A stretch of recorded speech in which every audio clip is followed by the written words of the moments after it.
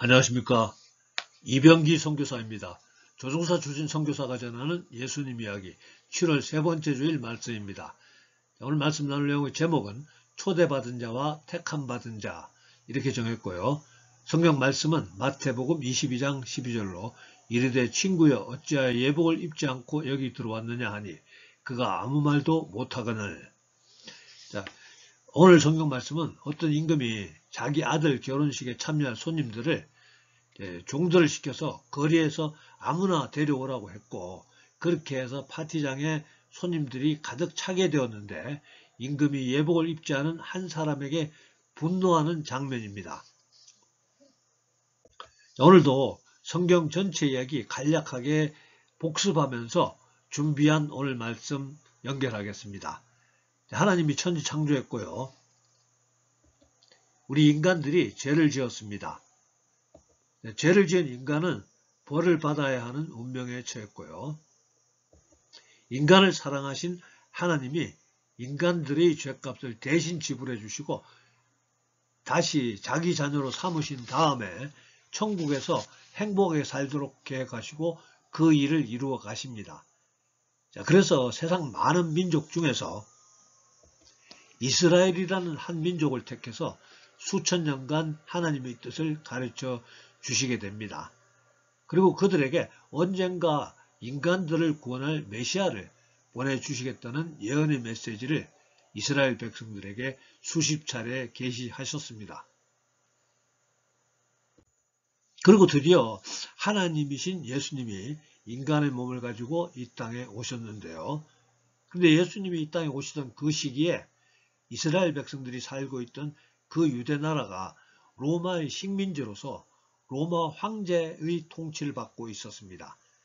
그래서 유대인들은 생각하기를 메시아, 즉 구원자는 자기들 유대인의 왕으로서 로마 제국을 물리치고 위대한 하나님의 나라를 물리적으로 만들어 세우는 민족 영웅으로 기대했었다는 이야기입니다.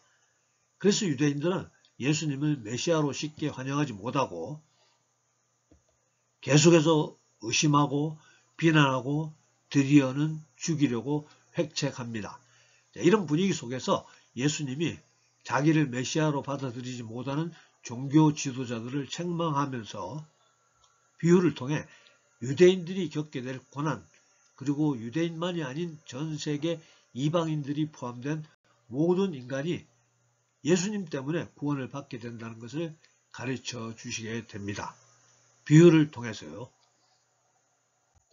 바로 그 예수님의 비유 가르침 중에 하나가 오늘 소개해드릴 아들이 혼인잔치를 위해서 손님을 초청하는 임금 이야기입니다.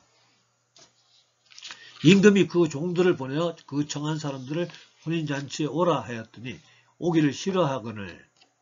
비유로 말씀하시는 내용입니다. 임금이 종들을 보내서 초대할 사람들을 그들에게 초청장을 보냈는데 초청장 받은 사람들이 싫어했다는 겁니다. 그래서 임금이 한 번 더 종들을 보내서 우리가 한우갈비를 비롯한 호텔 뷔페로 맛있는 음식 풍성히 준비했으니까 꼭 와서 자리를 좀 빛내주시오. 이렇게 했습니다. 그랬음에도 불구하고 몇몇은 자기 개인적인 일을 보러 가버렸고 그 중에 몇몇이 오히려 더 나아가서 임금이 보낸 종들을 잡아 모욕하고 죽였다는 이야기입니다. 임금이 분노하죠. 임금이 노하여 군대를 보내어 그 살인한 자들을 진멸하고 그 동네를 불사르고 임금은 다시 종들을 보내서 이번에는 종들이 길거리에서 만나는 자는 모두 초대하라고 합니다. 종들이 길에 나가 악한 자나 선한 자나 만나는 대로 모두 데려오니 혼인잔치에 손님들이 가득한지라. 자, 악한 자나 선한 자나 모두 초청했다는 점에 주목해 보시기 바랍니다. 그런데 임금이 잔치에 참석한 손님들을 둘러보다가 예복을 입지 않은 한 사람을 보게 됩니다. 이르되 친구여 어찌하여 예복을 입지 않고 여기 들어왔느냐 하니 그가 아무 말도 못하거늘. 임금이 사원들에게 말하되 그 손발을 묶고 바깥 어두운 데에 내던지라. 거기서 슬피 울며 이를 갈게 되리라 하니라. 성경 이야기 여기까지만 하고 조금 더 깊이 들어가 보도록 하겠습니다. 첫 번째 주제입니다. 도대체 우리 크리스찬들에게 이스라엘은 무엇입니까? 이런 질문을 던져보았습니다. 이스라엘은 하나님 앞에서 인류의 대표 선수라고 생각하면 좋을 것 같습니다. 하나님이 우리 한국 민족을 택할 수도 있고 게르만 민족을 택할 수도 있고 아프리카 마사이족을 택할 수도 있었을 거지만은 그냥 이스라엘 족속을 선택했다는 뜻입니다. 하나님은 이스라엘을 택하셔서 하나님 자기 자신을 소개하고 또 우리 인간을 소개하고 또 어떻게 살아야 하는 것을 가르치시면서 앞으로 어떤 일들이 일어나는가를 계시해 주시고 있었습니다. 신명기 7장 6절에 7절 너는 여호와 내 하나님의 성민이라 내 하나님 여호와께서 지상 만민 중에서 너를 자기 기업의 백성으로 택하셨나니 여호와께서 너희를 기뻐하시고 너희를 택하시면 너희가 다른 민족보다 수요가 많기 때문이 아니니라 너희는 오히려 모든 민족 중에 가장 적으니라. 자, 그래서 우리는 이스라엘을 보면서 하나님과 우리 인간과의 관계에서 일어났었던 일 그리고 앞으로 무슨 일이 일어나게 될 것인지를 짐작할 수 있게 됩니다. 즉 하나님에 대해서 알아가게 됩니다. 그러니까 이스라엘은 하나님 앞에서 인류의 대표 선수입니다. 자, 그렇다면 하나님과 이스라엘 간에는 수없이 많은 만남, 또 상호관계, 사랑과 미움, 반역, 훈육과 징계, 회개, 회복의 사건들이 있었을 텐데 왜 이스라엘 사람들은 예수님을 메시아로 알아보지 못했습니까? 그 이유는 예수님이 구약선지자 이사야의 글을 인용해서 예수님이 이렇게 말씀하셨습니다. 그들이 눈을 멀게 하시고 그들이 마음을 완고하게 하셨으니 이는 그들로 하여금 눈으로 보고 마음으로 깨닫고 돌이켜 내게 고침을 받지 못하게 하려 함이라 하였음이더라. 즉 하나님께서 연극 대본을 쓰시기를 무대 위에 이스라엘은 예수님을 도저히 메시아로 인정할 수 없도록 그들을 영적 장님으로 만드셨다는 것입니다. 이스라엘은 하나님이 쓰신 연극 대본대로 예수님을 배척하게 되고 예수님을 십자가에 못 박게 됩니다. 이스라엘이 그래야만 예수님의 십자가 보혈로 우리 이방인들도 구원받을 수 있는 법적 근거가 완료되는 것이고요. 이스라엘이 그래야만 예수님의 제자들이 유대인들이 핍박을 피해서 세계 곳곳으로 도망갔다가 거기서 복음을 전하게 된다는 이야기입니다. 이해가 되시죠? 이제 오늘 말씀 주제로 넘어가 보겠습니다. 그렇다면 절대 권력을 가진 임금이 혼인잔치에 사람들을 초청했는데 초청된 사람들이 감히 어떻게 가기를 싫어합니까? 임금이 그 종들을 보내어 그 청한 사람들을 혼인잔치에 오라 하였더니 오기를 싫어하거늘 이렇게 되어 있죠. 이 예수님의 이 비유 이야기는 실제 일어날 수 있는 이야기가 아니고 그냥 이 비유를 통해서 예수님이 전하시고자 하는 말씀을 설명한다고 생각해야 합니다. 즉 하나님이 선지자들을 통해서 이스라엘 백성들에게 아름답고 행복한 나라, 즉 하나님이 통치하시는 나라, 하나님의 뜻이 존중받는 하나님 나라에 들어오라고 초대를 했지만은 그들은 끊임없이 반항하고 배반했다는 이야기입니다. 나중에 예수님이 한 번 더 설명해 주십니다. 이렇게요. 예루살렘아 예루살렘아 선지자들을 죽이고 내게 파송된 자들을 돌로 치는 자여 암탉이 그 새끼를 날개 아래에 모음같이 내가 내 자녀를 모으려 한 일이 몇 번이더냐 그러나 너희가 원하지 아니하였도다. 오늘 이 비유의 이야기와 같이 하나님이 하나님의 나라로 이스라엘을 부르는데 그들은 끊임없이 배반하고 배신했다는 겁니다. 심지어는 하나님의 독생자 예수 그리스도를 인간의 몸을 입혀서 이 땅에 보내 이스라엘 백성들에게 하나님 나라에 들어오라고 초대하는데도 불구하고 그들은 그 초대마저 거절하고 그 말씀을 전하는 예수님까지 조롱하고 모욕하고 죽이기까지 할 것이라는 이야기입니다. 마태복음 22장 6절에 그 남은 자들은 종들을 잡아 모욕하고 죽이니, 이 비유의 말씀을 듣는 모든 사람들이 임금이 얼마나 붕괴할 것인가를 짐작할 수 있을 것입니다. 아니, 혼인잔치에 오라고 전하러 온 하나님이 보내신 분을 죽이다니 정상이 아니죠. 드디어 우리 모두가 짐작한 대로 임금은 크게 분노하게 됩니다. 임금이 노하여 군대를 보내어 그 살인한 자들을 진멸하고 그 동네를 불사르고, 이 비유의 말씀 그대로 예루살렘은 그때로부터 40년 후에 로마 군대에 의해 완전히 멸망합니다.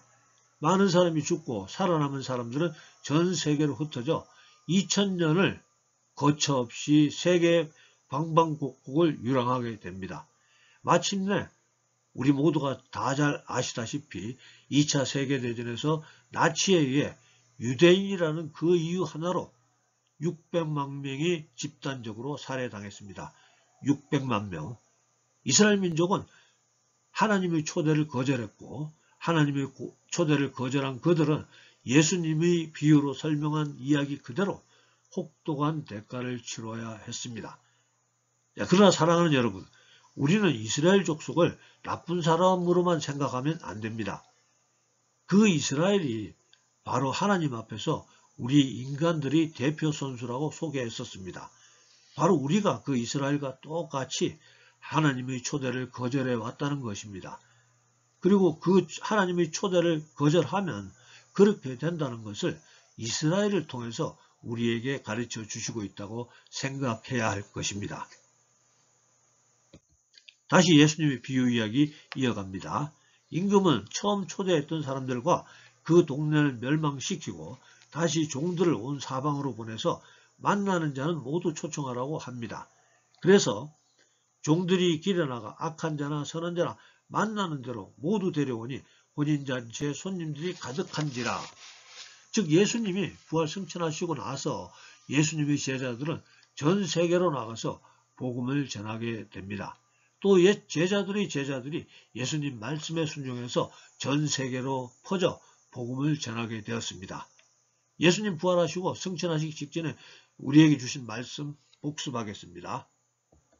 오직 성령이 너에게 임하시면 너희가 권능을 받고 예루살렘과 온 유대와 사마리아 땅끝까지 이르러 내 증인이 되리라 하시니라. 예수님의 제자들이 이 말씀에 순종했기 때문에 2000년이 지나 이스라엘에서 아주 멀리 떨어진 곳에 살던 여러분과 제가 하나님 나라에 들어왔다는 것입니다. 다시 예수님 비유로 되돌아가서 진행합니다. 그런데 임금이 잔치 자리를 둘러보다가 예복을 입지 않은 한 사람을 보게 됩니다. 이르되 친구여 어찌하여 예복을 입지 않고 여기 들어왔느냐 하니 그가 아무 말도 못하거늘 임금이 사원들에게 말하되 그 손발을 묶고 바깥 어두운 데에 내던지라. 거기서 슬피 울며 이를 갈게 되리라 하니라. 약간의 논란이 있는 장면인데요. 과연 예복이 무엇이냐의 문제입니다. 고대 이스라엘에는 임금이 잔치를 열어서 백성들을 초대하게 되면 현관 입구에 미리 예복을 준비해 두었다가 모든 참석자들이 그 준비된 예복을 입고 입장하게 되어 있었다고 합니다. 그렇다면 어떤 경우에 왕궁에서 준비한 그 예복을 입지 않을 수 있을까요? 아마 자기가 입고 왔던 옷이 준비된 예복보다 훨씬 더 화려하고 멋있는 경우일 것 같습니다.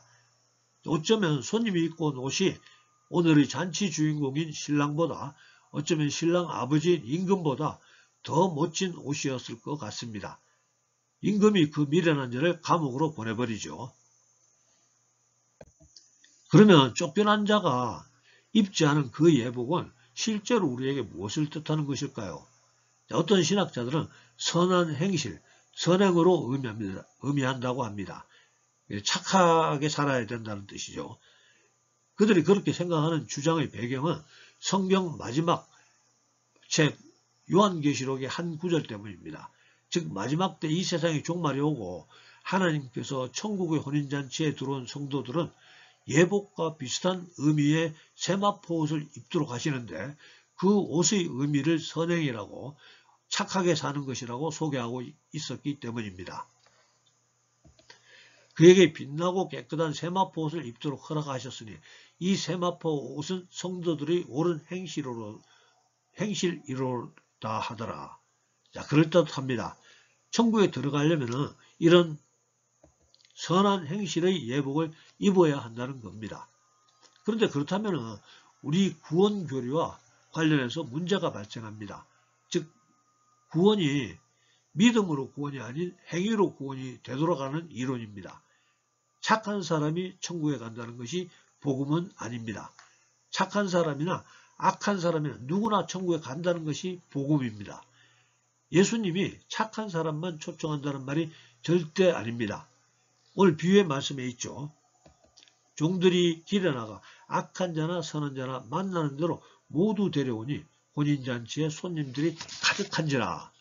예수님은 악한 자도 천국으로 초청하십니다. 우리 중에 악한 분이 계시다면 결코 희망을 버리지 마십시오. 다시 예복에 관한 오늘 말씀으로 되돌아가 좀 더 자세히 살펴보면 예복을 입지 않은 사람에게 임금이 말합니다. 이르되 친구여 어찌하여 예복을 입지 않고 여기 들어왔느냐 하니 그가 아무 말도 못하거늘.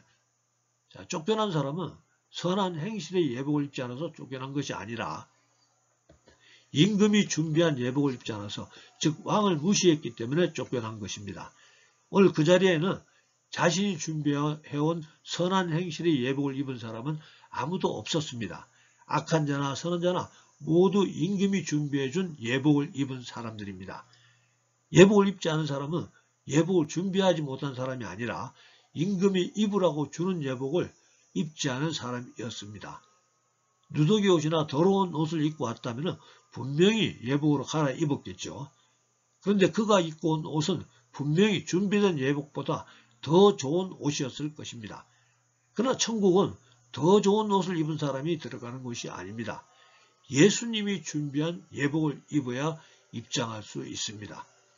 천국은 오늘 그 잔치 자리에 참석한 사람들처럼 자격은 없지만 하나님의 은혜로 들어가는 곳입니다. 예복을 입지 않은 그 사람은 그냥 자기 자신의 옷을 입고 그 자리에 들어가 앉아 있었다는 것이죠. 자기 자신의 옷, 의의 옷, 공로의 옷, 선행의 옷을 입고 들어갔던 것입니다. 그것을 성경은 자기의라고 정의합니다.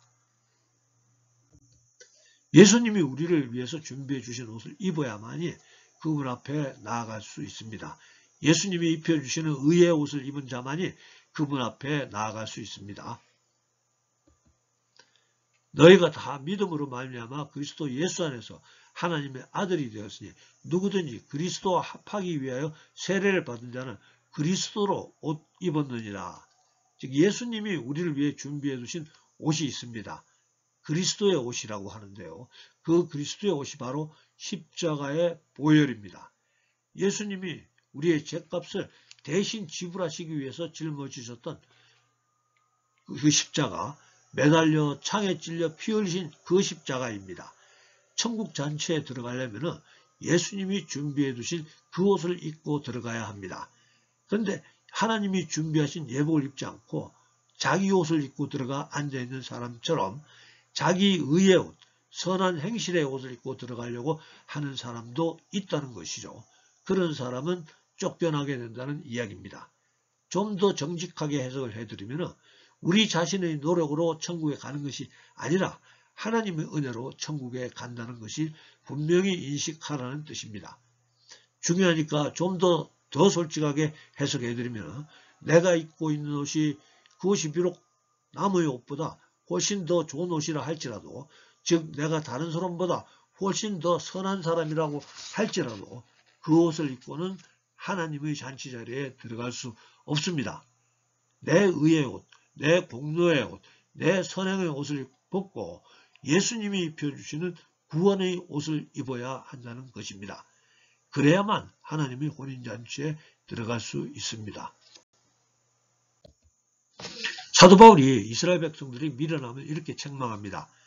하나님의 의를 모르고 자기 의를 세우려고 힘써 하나님의 의에 복종하지 아니하였느니라.